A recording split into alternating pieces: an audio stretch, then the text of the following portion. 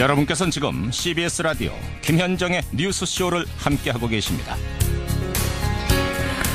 이번 주 목요일이면 2018 대학 수학능력시험이 치러집니다.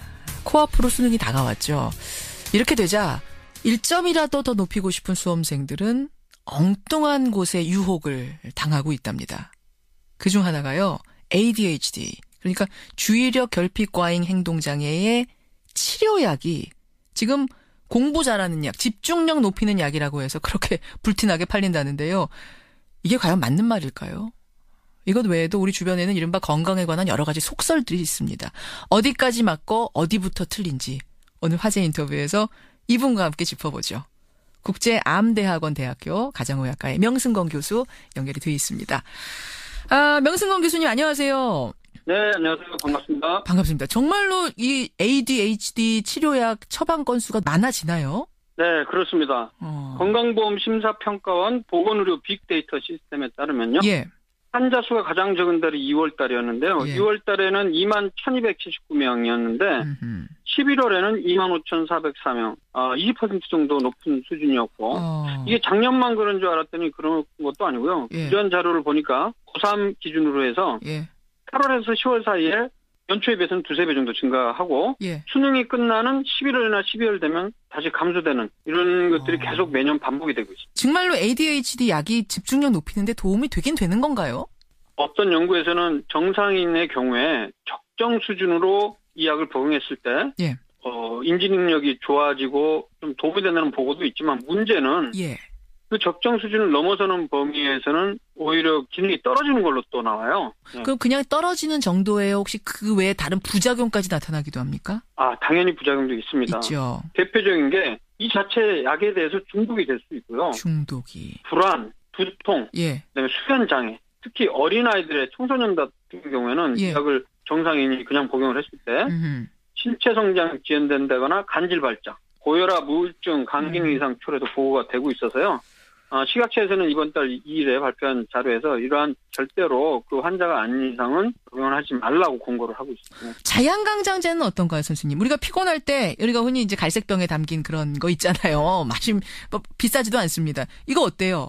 결론적으로 말씀드리면 이런 자양강장제들이 어떤 몸을 튼튼하게 해준다거나 피로감을 없애준다거나 이런 임상적 근거들은 현재가 없거나 아예 없거나 거의 없다고 보시면 됩니다. 대개는 위약 효과, 즉 가짜약 효과니까 영어로 이제 우리가 플라시보 효과라고 하죠. 플라시보 효과. 아니 근데 타우린 성분은 피로에 도움된다는 건 이건 확실한 거 아니에요? 이론적으로는 도움이 될지 모르겠지만은 실제로 사람을 대상으로 해서 피로 회복에 도움이 된다는 그런 근거는 현재로서는 근거는 없다. 사람을 대상으로는 지금 근거 나온 게 의학적으로 부족하다고 보면 됩니다. 부족하다. 비타민은 그럼 어떻습니까?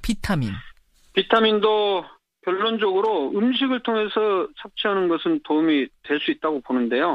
합성 비타민제도 우리가 먹고 있는 영양제 있지 않습니까? 식품 먹는 거. 감기를 예방한다거나 피로 회복에 도움이 된다는 거나 이런 근거들은 없다고 보시면 됩니다. 그것도. 그러니까 우리가 과일이나 야채 같은 걸로는 비타민을 다 못 채우니까 그 알약 먹으면서 그나마 위안 삼거든요. 그 알약 비타민 먹으면. 문제가 사실은 잘못 소문이 난 것 같아요. 우리나라 사람들은 국민건강영양조사 결과로 보면 비타민 A부터 B1, B2, B3, 비타민 C까지 남녀 모두 공이 권장 섭취량 100%를 약간 넘습니다. 그래요? 유난히 채소하고 과일 많이 먹는 사람 아니더라도 일반인들이? 평균이 그런데 전통적으로 채식 위주의 식단이기 때문에 권장량, 하루 권장량이라는 게 그렇게 많은 양이 아니다 보니까 다 충족이 되는군요. 일상생활에서. 좋은 거 하나 배웠습니다. 그러면 수능 시험 보는 날 너무 떨려가지고 우황청심환 먹는 수험생들 꽤 많습니다. 요거는 도움됩니까? 결론적으로 이것도 현대의학적인 근거는 없습니다. 이렇게 다 없는 게 많아요? 이것도 없어요? TV나 이런 매체에서 뭐가 좋다 이렇게 얘기하는 것 중에 대부분은 효과 없다고 생각하시면 그게 맞아요. 다 대부분 허위 과장 광고가 많습니다. 물론 이제 우황청심환을 갖고 일부 한의학에서 나온 논문들이 모르겠습니다만 떨림이라든가 이런 불안 이런 거에 도움이 되는 데는 충분한 임상 근거는 아직까지 부족하다고 저는 생각을 하고요. 역시 더욱 중요한 것은 안전성 문제가 과연 확실히 확보되느냐가 문제라고 저는 생각을 합니다. 알겠습니다. 그러면 명승건 박사가 추천하는 수능 앞두고 컨디션 유지법이랄까요? 집중력 높이는 법이랄까요? 뭐 있겠습니까? 특별히 없습니다. 특별한 거 없고. 아니, 박사님. 그냥 기존에 하시던 대로 예? 똑같은 시간에 자고 똑같은 시간에 일어나고 예. 습관을 너무 갑자기 변화시키는 건 오히려 해가 될 수 있다고 저는 생각하고요. 골고루 영양을 섭취하면서 하는 것이 중요하지 특별한 방법을 통해서 운동을 더 많이 한다고 그럴 필요도 저는 없다고 생각을 해요. 지금 청취자 문자도 하나 들어오는데 수험생이 감기에 걸렸대요. 근데 감기약을 먹으면은 졸리고 그래서 그냥 안 먹고 버텨보려고 하는데 감기에는 딱히 치료약이 없다는 말이 맞는 거냐 이렇게 물어보셨네요. 네, 맞습니다. 감기약 먹으면 7일, 예. 안 먹으면 일주일 이렇게 얘기를 해요. 같은 말이잖아요, 그거. 말이라는 얘기죠, 사실은. 예.